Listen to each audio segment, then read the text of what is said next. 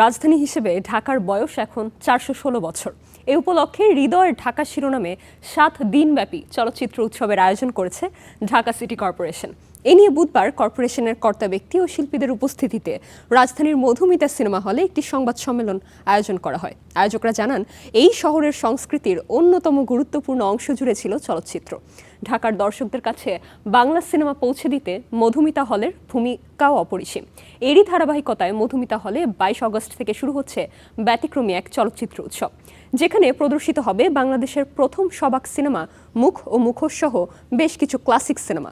তালিকায় আছে নবাব সিরাজউদ্দৌলা, জীবন থেকে নেয়া, নাচের পুতুল, রংবাজ সহ বেশ কিছু পুরনো দিনের কালজয়ী সিনেমা।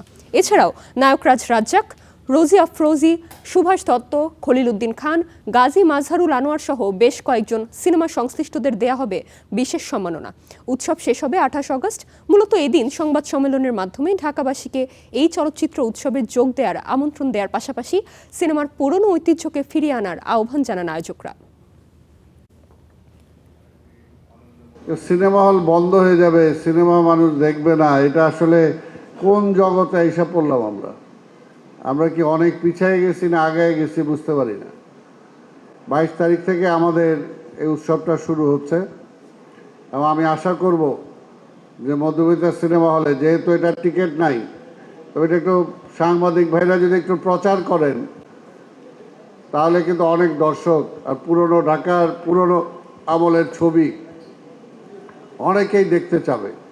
আমাদের চলচ্চিত্রকে সমৃদ্ধ করার জন্য যে সমস্ত ব্যক্তিরা শুরু লগ্ন থেকে এই পর্যন্ত অবদান রেখেছেন, তাদেরকে আপনারা সম্মানিত করছেন, সম্মাননা দিচ্ছেন, এর জন্য আমি আপনাদের প্রতি আবারও কৃতজ্ঞতা জানাচ্ছি।